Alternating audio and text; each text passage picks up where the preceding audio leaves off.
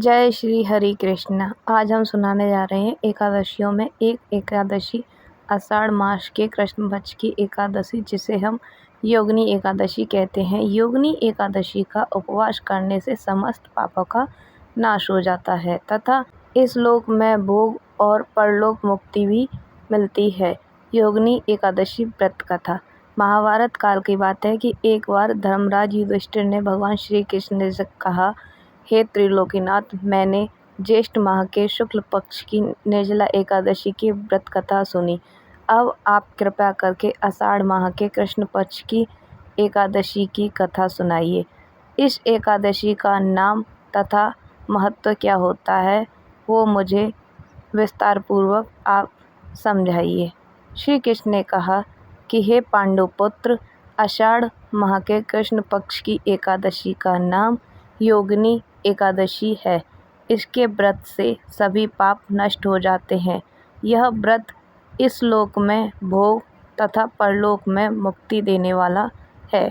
हे धर्मराज, यह एकादशी तीनों लोकों में प्रसिद्ध है। इसके व्रत से सभी पाप नष्ट हो जाते हैं। तुम्हें मैं पुराण में कही हुई कथा सुनाता हूँ, ध्यानपूर्वक श्रवण करो।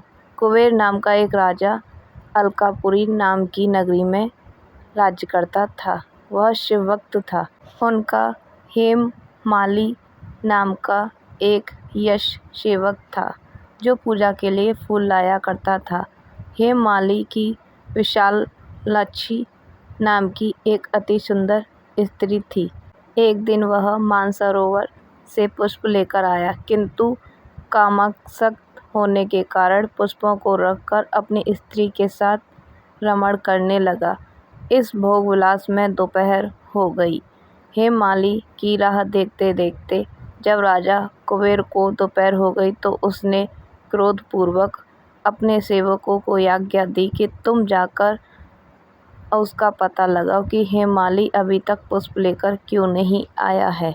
जब सेवकों ने उसका पता लगाया तो राजा के पास जाकर बताया कि हे राजन, वह हेममाली अपनी स्त्री के साथ रमण कर रहा है। तभी इस बात को सुन राजा कुबेर ने हेममाली को बुलाने की आज्ञा दी। डर से कांपता हुआ हेममाली राजा के सामने उपस्थित हुआ। उसे देखकर कुबेर को अत्यंत क्रोध आया और उसके होठ फड़फड़ाने लगे। राजा ने कहा, अरे अमद, तूने मेरे परम पूजनीय देवों के देव भगवान शिव जी का अपमान किया है। मैं तुझे श्राप देता हूँ कि तू स्त्री के वियोग में तड़पे और मृत्युलोक में जाकर कोढ़ी का जीवन अपना व्यतीत करे। कुबेर के इस श्राप से वह तत्क्षण स्वर्ग से पृथ्वी पर आ गया और कोढ़ी हो गया। उसकी स्त्री भी उससे बिछड़ गई। मृत्युलोक में आकर उसने अनेक भयंकर कष्ट भोगे, किंतु शिव की कृपा से उसकी बुद्धि मलिन न हुई और उसे पूर्व जन्म भी शुद्ध रहा। अनेक कष्टों को भोगता हुआ तथा अपने पूर्व जन्म में कुकर्मों को याद करता हुआ वह हिमालय पर्वत की तरफ चल पड़ा था। तभी हेममाली को देखकर मार्कंडेय ऋषि ने कहा, तूने कौन से निकृष्ट कर्म किए हैं कि जिससे तू कोढ़ी बना हुआ है। भयानक तुझे कष्ट भोगना पड़ रहा है। महर्षि की बात सुनकर हेममाली बोला, हे मुनिश्रेष्ठ, मैं राजा कुबेर का अनुचर था। मेरा नाम हेममाली है। मैं प्रतिदिन मानसरोवर से फूल लाकर शिव के पूजा में कुबेर को दिया करता था। एक दिन पत्नी सहवास के सुख में फंस जाने के कारण मुझे सुख समय का ही नहीं पता चला। दोपहर तक पुष्प न पहुंच सकी। तब उन्होंने मुझे श्राप दे दिया कि तू अपनी स्त्री का वियोग और मृत्युलोक में जाकर कोढ़ी बनकर दुख भोगेगा। इसी कारण मैं कोढ़ी हो गया हूँ तथा पृथ्वी पर आकर भयंकर कष्ट भोग रहा हूँ। अतः कृपा करके आप कोई ऐसा उपाय बताइए जिससे मेरी मुक्ति हो सके।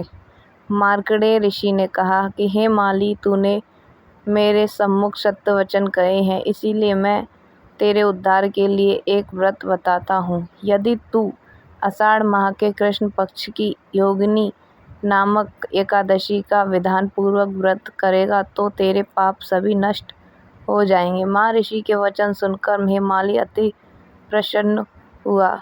उनके वचनों के अनुसार योगिनी एकादशी का विधि पूर्वक व्रत करने लगा। इस व्रत के प्रभाव से अपने पुराने स्वरूप में आ गया और अपनी स्त्री के साथ सुखपूर्वक भी रहने लगा था।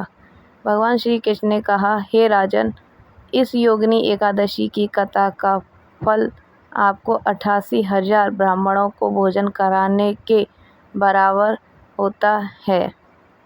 इसके व्रत से सभी पाप नष्ट हो जाते हैं और अंत में मोक्ष की प्राप्ति करके स्वर्ग का अधिकारी बन जाता है। Thank you for watching this video. Please subscribe to my YouTube channel. Please like my video and support me. धन्यवाद। कमेंट में श्री हरि ज़रूर लिखें।